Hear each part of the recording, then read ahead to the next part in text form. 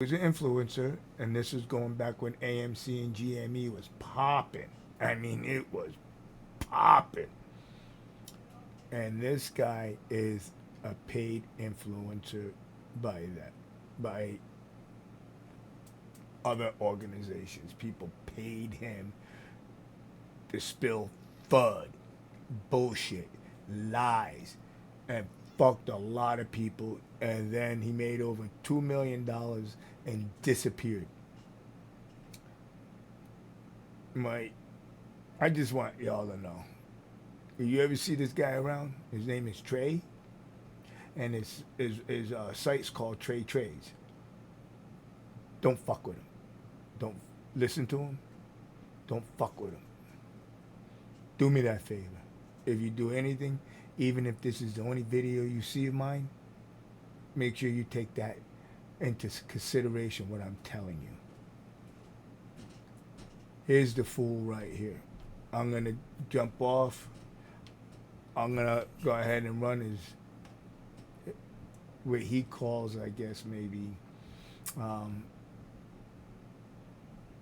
I don't know what he's trying to do. I don't know. He's trying to come back to YouTube, people.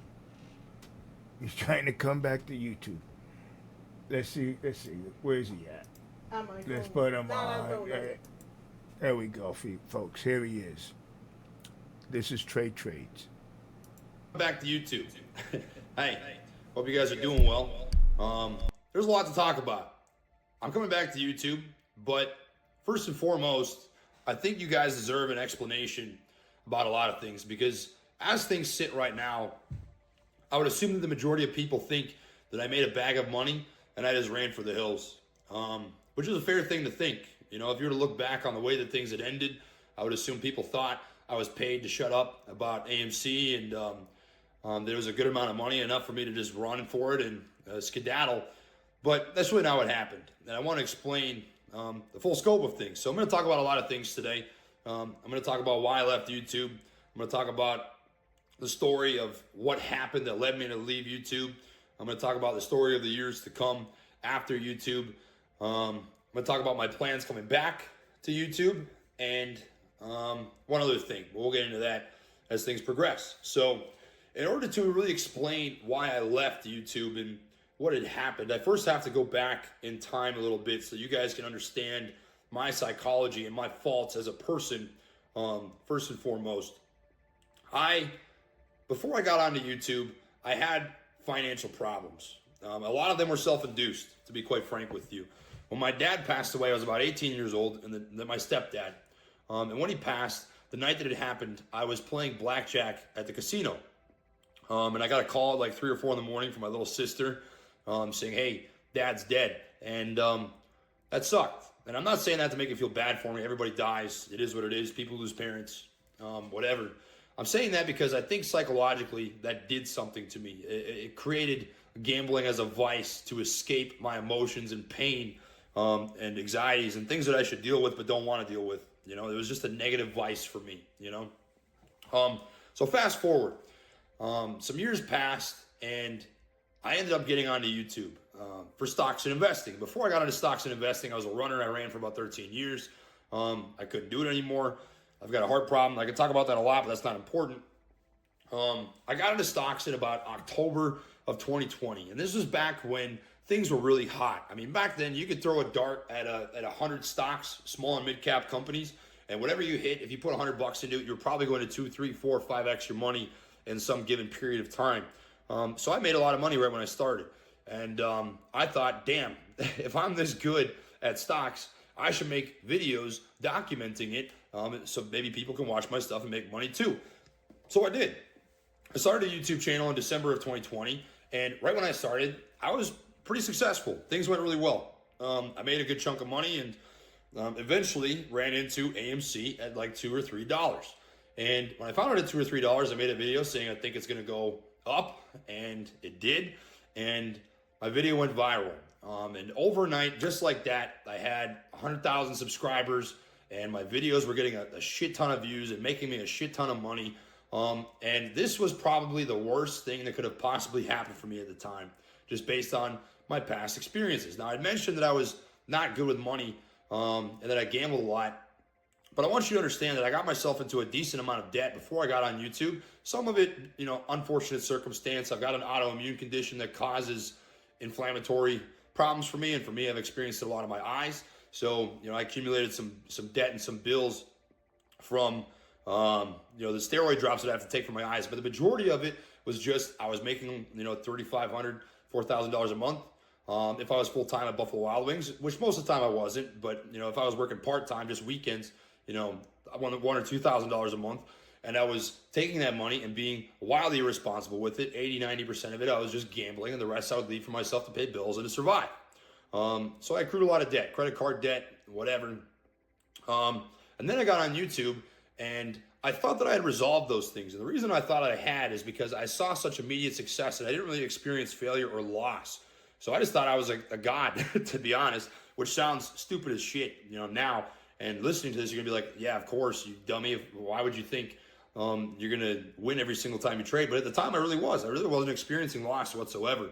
But I blew up overnight. And then from December of 2020 to June of 2021, my channel grew like crazy. And I made about $1.5 million. And this is an absurd amount of money. It really is like hitting the lottery. I basically hit a scratch ticket that paid me $1.5 million. And that's amazing. That's an insane thing that doesn't happen to a lot of people. That's a 1 in a million type thing. I was in the right place at the right time. I put my money where my mouth was, and things ended up working out. But the problem is what followed afterwards. And this is why I ended up leaving YouTube is I made $1 million on AMC call options in June of 2021. I remember June 2nd, I took a screenshot of my brokerage account, over $1 million. And what stinks, man, is I took some of that money and I set it aside, but I took a very large chunk of that money and I bought AMC stock in the high 50s, low 60s, whatever the price was. I can't remember exactly. And I very quickly watched that money evaporate. And let me tell you, when you come from a place where you don't have a lot, I grew up in small town Bolas, Minnesota, population of 210 people. I've never seen more than maybe at most, and I'm probably being very liberal here, $10,000 in my bank account at one given time. To go from that to, being a millionaire in a 6-month period of time is insane, And when that happened and I put all that money into the stock, I watched it bleed very quickly. I was losing $50,000, $100,000, $150,000, $200,000 as the stock continued to drop and drop and drop and drop and drop. And psychologically, that flipped a switch in my brain. And the switch that it flipped was, quite frankly, like a gambling itch. And I began trading on tilt. And the reason why I left YouTube is because I was being a degenerate and I was being a loser and losing all my money. And I want to explain to you how I lost all my money so you can really understand things. In the whole time that I was on YouTube, I made over $2 million. And I have none of that money anymore. To be frank with you, I work as a server as things are. I'll get into that more later. But I made over $2 million, and I lost all of that money just trading on tilt, playing blackjack at casinos. And a small percentage of it was like travel and drinking and smoking nicotine. I know at the time I was going through like a 4-pack of the 5% menthol Views pods every 2 days. Some of it went on to weed. Maybe $100,000 in total I gave to things I believed in. Like I know I tipped waitresses like $10,000 for a video once, and I donated to some organizations I believed in. And when followers would reach out, I'd give them some money, and friends and family I've given some money to. But the overwhelming majority of money that I lost because I was trading on tilt and I was reacting emotionally to the markets. And that stinks, man. That's a really shitty thing. And that happened from June of 2021 until I walked away September of 2022. And that was a really unideal year and a half, year and a quarter. And I didn't really share that with people for good reason. I probably, I could have back in the time. But it's a very embarrassing and humbling thing to happen to you. And I, not even the people closest to me in my life knew that was happening because I was so embarrassed of the way that I was acting and conducting myself and handling my money. Because how can you explain to your friends and family and your followers or anybody that you made $2 million and now you're broke, that you're living paycheck to paycheck? When I was on YouTube, I was making on average like $30,000 to $40,000 a month, and I was living paycheck to paycheck because 90% of whatever I made went into the stock market, and the rest was used to pay bills and to survive, which is absolutely 100,000% the wrong way to handle your money. And I knew it at the time, and I did it anyways, which stinks, man, because I don't think of myself as a low IQ individual. I certainly have a good head on my shoulders, and I knew the things that I was supposed to do, but I couldn't bring myself to do them, if that makes sense. And that's a discipline thing. That's an impulsivity thing. That's an emotionality thing, And to make things worse, I didn't just lose my money, I handle my finances like an absolute dipshit. I didn't save money for taxes. So now I owe the IRS and the North Carolina Department of Revenue just shy of $1 million. I didn't pay off my mortgage, so I still have, nearly $200,000 left on the mortgage. It's like 170K or 165, something like that. I didn't pay off my Tesla. I don't drive that anymore, obviously. I forewent that to the bank or whatever the correct word is for that. And I also borrowed money from friends and family in the tune of about $400,000. To make it clear, I'm making payments to those people, and I'm making it right. I'm on some really long-term payment plans with everybody that I borrowed from so they get their money back. But I was just a fucking loser, and I was being a degenerate, and I was making really bad decisions financially, and I had to get myself out of my own way. There came a moment when I realized before I walked away from YouTube that I had to put the shovel down. Like, I was holding a very big shovel, and all I was doing was digging myself deeper and deeper and deeper into the ground. It felt like I was digging my own grave, And in order to get out of that hole, I first had to put the shovel down so I could sit there and look up at how far I've dug myself, And that's what I did. The other piece of why I ended up walking away was a psychological thing. It had nothing to do with money. It had to do how I thought of and viewed myself. Rightfully so, may I say. I thought of myself very lowly. But I would look in the mirror every single day. I would say, you are a piece of shit. You had it all, and you blew it, and your life is fucked forever. And I didn't think of myself very highly. What I cared about more at the time was being thought of highly by the people in my life, being liked. I'm a people pleaser at heart, and if you watch my stuff for any period of time, you know that. You know that opinions of others would cut me deeply, that I wear my heart on my sleeve, that I'm a very emotional person. And still today I'm an emotional person, but I certainly carry myself and conduct myself differently. But what I craved more than anything in life at the time, and I would never admit it back then to myself, but I can now, was just to be liked by others, which is, to me, the wrong way to live life. That's a very unsatisfying life. And you can't control that a whole lot. You can't control what other people think of you. All you can control is what you think of yourself and the way that you carry yourself and move and walk and talk and act and breathe, But I didn't. At the time, I just wanted people to like me.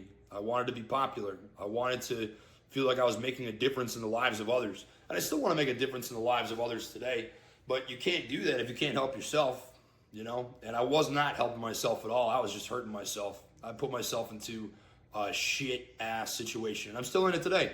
I pay the North Carolina Department of Revenue like $1,200 or $1,300 a month. The IRS garnishes wages. My mortgage is like $1,300 a month. My Honda Civic that I drive is like $900 a month on a 3-year loan with just a retarded shit interest rate. It's like 15 or 16%. I pay a couple grand a month to friends and family that I owe. I've got food. I've got my utilities. I mean, you get the picture. I put myself into a bad spot. And I don't say this to make you feel bad for me, because it is 100% my own fault. We are the man of our own ship. And I drove my ship straight into an iceberg, and it sank, and I was about to drown. And the only way to keep yourself from drowning is to swim to shore. So I slowly did. But before I get into, what happened after I left YouTube and, the story of all that, I first want to conclude losing my money and why I walked away. I lost all of my money that I made from YouTube, and I walked away because I had to get out of my own way. And I understand that I left a lot of you high and dry, and the criticism that I receive is deserved for that, and I understand. I don't expect people to support me. I don't expect you to like me. I don't expect anything, All that I care about these days is being able to look in the mirror and say that I am happy with the way that I'm moving, walking, talking, acting, despite the result. I want to be proud of the process. And I think to be proud of the process, if I'm going to come back to YouTube, you guys have to understand the truth about who I am and that part of my life, that segment of my life. And that segment of my life, I was a fucking loser. I had all the knowledge, all the money, all the ability to put myself and others into a better place, and I didn't do it, and it's my own fault. And I want to take accountability for that. So with that being said, now that that's out of the way, when I walked away from YouTube, the first year afterwards, I spent the majority of my time just looking out the window. I wanted to die. I was definitely suicidal. Things sucked. All I could think about was you had it all and you blew it, and all these people hate you, and there's absolutely no way you can get out of this situation. You don't have any reason to be alive anymore. It was a very tough year. That was the hardest year of my life by a very, very long margin. And it was the hardest year of my life because it was the first time that I had ever really been humbled. I know this probably sounds crazy, but I really did think of myself as invincible from like birth until 2021 when that happened to me. I just never really been humbled before. I don't say this to be cocky. I say it because it's just the truth of how my life has rolled out so far. I never really had a super major failure at any point in my life that set me back a very long ways. I worked hard to get the things that I had. You know, I was a good runner. I did well in school. I worked hard at my jobs. I worked hard in the music that I would make. But I only ever really saw half of the equation of like, if I work hard, I get what I want. And YouTube like certainly gratified that for me. Like when I started YouTube, I made 3, 4, 5, 6 videos a day, and within a month I had 100,000 subscribers. So I was like, oh, if I work hard, I get what I want. But that's not always how it goes. You know, sometimes you can work hard and things don't go your way. And for me, things didn't go my way in front of hundreds of thousands of people, and that certainly added to it. You know, I I felt very embarrassed of not only failing as I had, but failing in front of the world. That's a tough experience, you know. And I faced that for about a year, but it eventually came a point where I thought I just need to do something to make myself feel better. So I picked up the gym. And I didn't go a lot. I went maybe 3 or 4 days a week at first, but that got me motivated enough to get a job. So I ended up getting a job at Buffalo Wild Wings. And let me say that I didn't just like go from not working to work and like things were normal. I had some very bad anxiety and a very hard time in social situations. I was very socially awkward. I would always look down at the ground. I couldn't look people in the eye. I couldn't hold conversations. My brain was just like fried all the time, you know, thinking about the worst possible things that could happen in any type of situation.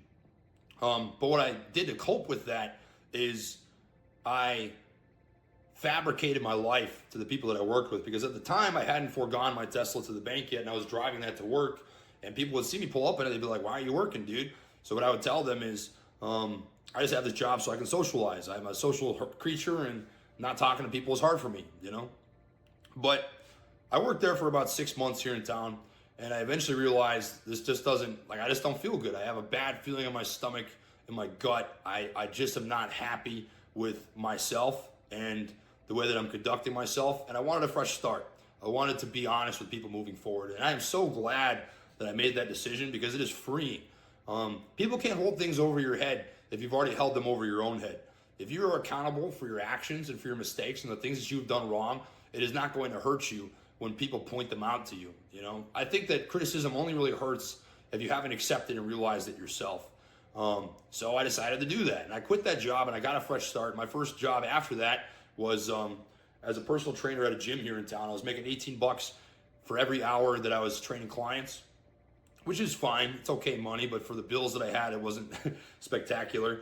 But from that day on is really when I started to grow as a person, because I owned up to my actions to the people around me. And it wasn't easy. You know, I certainly, for that whole 6 months I was there, I was still very socially awkward. I still couldn't hold conversations. I couldn't look people in the eye. I had anxiety all the time. But it was the start of my healing process. Eventually I realized that's not going to be enough money for me to do what I would need to do. So I quit that job and I got a different serving job. And that is where I have been at now for the last year and a quarter or so. And the same thing goes there. You know, every single person that works with me at that place knows that I have debt of $1 million. They know that I was once rich and that I blew it all. They know that I have a YouTube channel that's got over 300,000 subscribers and a Twitter with over 200K. And They just know that I was a dingus and I was a degenerate and that I was a loser. And that I got myself where I am today because of my own choices and my own actions, you know? So, over that year and a quarter, I slowly noticed myself starting to improve and grow and change. I can now look people in the eye again. I can hold good conversations. I actually have a good small circle of friends in real life, not just internet friends, you know, which is sick because that's the first time I've really had that since college. You know, I had my my assistant back when I did YouTube. He was a good friend of mine and still is today. But not a lot of people in my life were just like around that I hung out with and did stuff that supported me IRL, so to speak. So that's been really nice for sure. But that was a very slow and arduous, if that's even a word, process that required me being humbled. And I wanted to explain all of this because what YouTube taught me, you know, that lesson, the lesson in all of this is two big things for me. Number one is that I'd never been humbled like that in my entire life. I really did think of myself as invincible, as a god, so to speak, which maybe sounds crazy to you, but when you go from being a nobody to a somebody overnight like that, it fundamentally changes your psychology. And I thought of myself as pretty invincible. You know, I didn't really think that I could do wrong, so to speak, but I could, and I did, and I fucked my life up pretty rough, man. But the second lesson that I learned over the last couple of years, the second lesson that I learned over the last couple of years is, I'm trying to think of how to say it.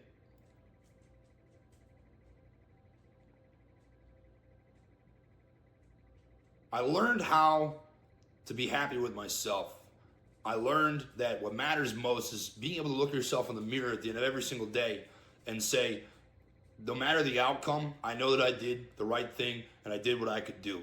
And there's real value in that. And I don't think I've been able to say that for most of my life. For most of my life, I've been motivated by being viewed in a positive light by others. You know, all of my successes from high school and college and YouTube was motivated by pleasing other people, by being viewed in a positive light by other people. I never wanted to do it for myself, you know?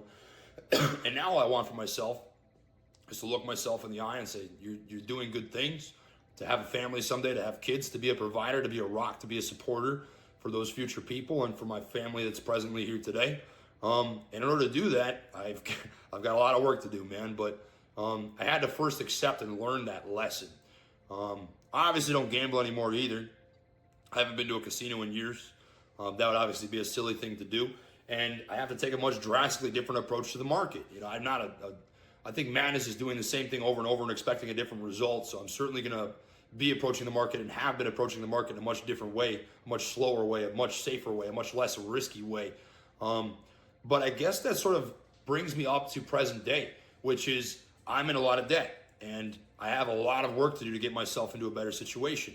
And in order to do that, I think I need to come back to YouTube. But before I get into that, I first need to say one thing, because I'm going to talk about, you know, being open and transparent and honest with everybody and taking accountability for the mistakes I made in my life. There's one that you guys need to know, which is that I was paid to talk about a stock and did not disclose that I was paid to talk about it. It happened one time, singular time. It happened never again after that. But that stock was ticker ZKIN. I was never paid to talk about AMC in a positive light or a negative light. I've never been paid to talk about any other stock in a positive light or a negative light, but I was paid to talk about that stock and did not disclose it. If you're on Twitter and you follow me, I've already talked about this and admitted to it. But the Plain Bagel was conducting an investigation on that company, and he reached out to me and said, were you paid to talk about this stock, and did not disclose to talk about it? And I admitted to him that I had. And that screenshot's floating around on the internet, and some people have insinuated things about that, but that is just the honest to God truth. And that was obviously the wrong thing to do. My rationale at the time was I wasn't very well off. I hadn't really hit it big on YouTube yet. I got reached out to by some Korean or Asian lady on Instagram saying, hey, I'm a representative of ZKIN. We want to pay you a couple $1,000s. I think it was like $3 or $4K to talk about the company. And at the time, crypto mining was doing very well. Mara, Riot, Zkin were all hitting it pretty big. So I thought, well, I'm already thinking about taking a trade in this, and they want to offer me some money, so why not? But I should have disclosed that I was paid to talk about it. I didn't disclose it because what I cared about the most at the time was being viewed in a positive light by my audience. That doesn't make it right. It's certainly not the right thing to do. That was the wrong thing to do. But that is the rationale and the reason as to why I did it. I would have been rightfully. Hey, y'all. Listen to this. I got to say something about this. Even if that was the only one, the only stock that he was paid to talk about, he sold you out for 4K at the max, he's saying. I don't believe a word this man says, and I don't trust him for nothing. Why should I believe you now? You tell me. Explain. You pop back up and you're going to be like, well, I got all these subscribers. I have, what is he says he's got over 300 and something thousand subscribers. But homeboy, that was back when you were getting paid to fucking rip all those subscribers off. Because that's what you did. So those subscribers might still be subscribed to you, but I don't think they're really following you, bro. I don't think they're going to come back to you. And then now, even if you did, AMC days are over. What content do we want to hear of you? From you? Nothing. Before, when you were on here, you were telling us that you were sick. Also, you said you were sick. You have all these problems with your eyes, but the problem, you were in the military. What happened to you being in the military back then, too? I haven't heard you yet mention that you was in the military. Was that all fake, too? Was that a lie? You was never in the military? I like to hear a little. That's the only reason why I play in his video, because I really wanted to rant about, I know this man is a liar and not to be trusted. Just not to be trusted. Listen to me. Don't trust this man. I'm going to play out the rest of this video. I'm not playing it because I like him. I'm playing him because I dislike him, and I don't want y'all to get caught in a trap with this gentleman right here. Okay? Pay attention. Listen. Back to this video. It's almost over. You don't have to do much more listening to him, but I'm sure probably a lot of y'all already clicked off of this video. For those that are still here, please like and subscribe my video. I still have more content like this coming. It's not going to be about no damn trades. This is the last thing you're going to see about trades, because he's done and out of my book. So let's keep rolling. Bashed for it. I would have deserved that. I should have been bashed for it. And I was caught actually when I got paid to talk about that stock and didn't disclose it, because Tom Nash was offered the same thing, and he publicly shared that email with his audience, and I had a video up still talking about it, and I got roasted. And I just made up some bullshit excuses, coincidence, and blah, blah, blah about the company. But the truth is, it wasn't coincidence.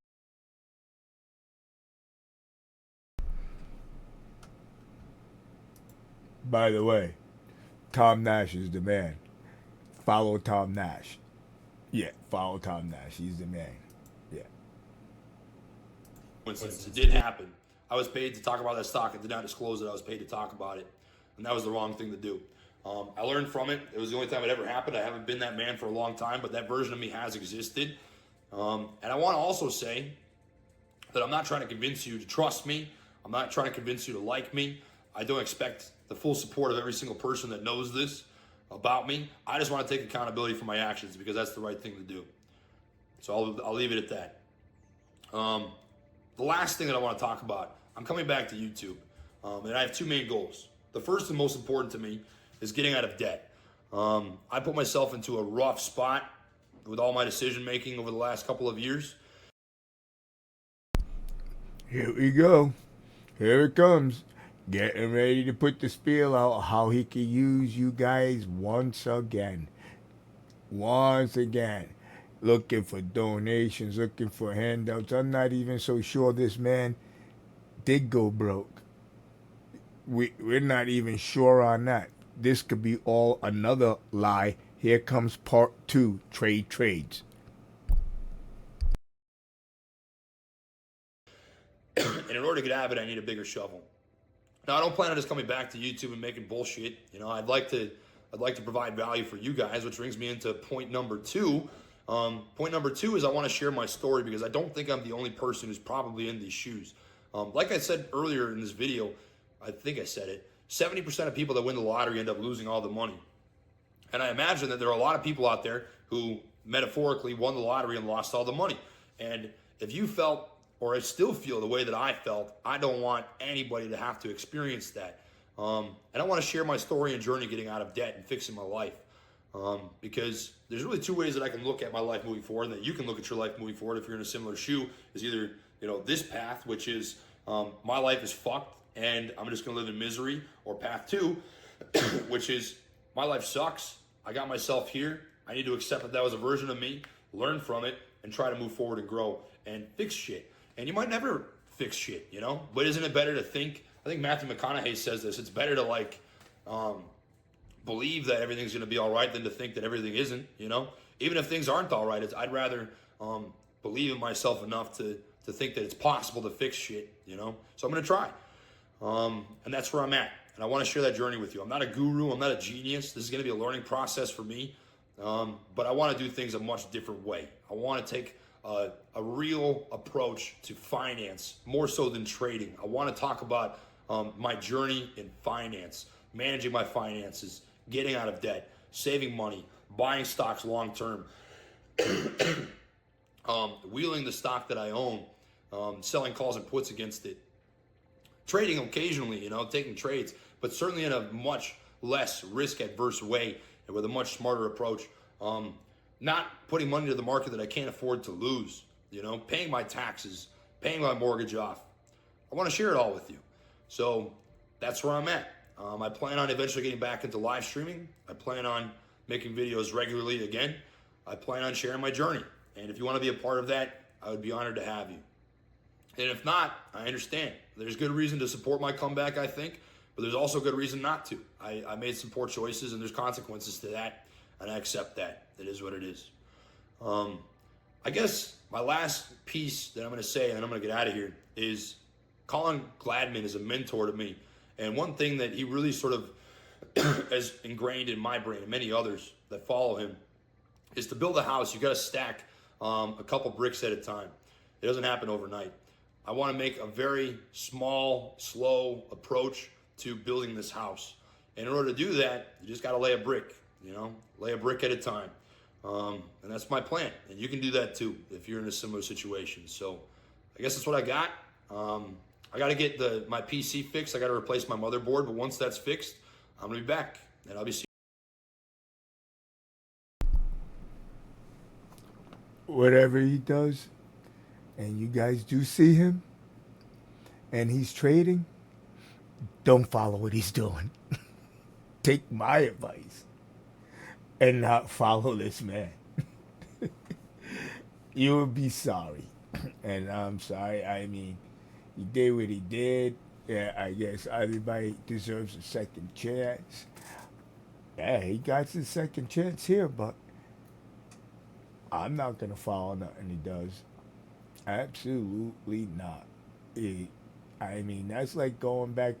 That's like you being married and your wife cheated on you, so you divorced her. You going back to her? Like, no, that just ain't happening. I just no. I mean, granted, like back in the day, he's one of the first guys I started watching. I'm gonna tell you about my journey with this cat right here. Like, I used to watch him, and then ran into Matt Kors through watching Trey. And then they've been on the news and all that. It was all good. And then that's when they had Charles Payne coming on. It was great news. AMC was moving. But in the background, this guy was cheating and setting all you guys up to get robbed because you were following other plays that he was doing and taking call options that he was doing, and he's getting paid for it. Picture that. How can you trust a man like that again and follow him again? I mean, I don't hate on anybody out here, but this cat, I just have to warn you guys. I've seen bad things go on, but he's one that caught a lot of people up in some shit. Thank God I can say I got out and I made money. But I didn't get out at the top. Just I did not get out at the top, and I was new to this, so I wasn't playing options. So it made it easier for me to get out. I was only playing shares, but thank God I was only playing shares. That's all I got for today. Hey, like and subscribe. You know, come check me out. Come check my channel out. Yeah, check it out, and I'll keep you on top of game. Check it out.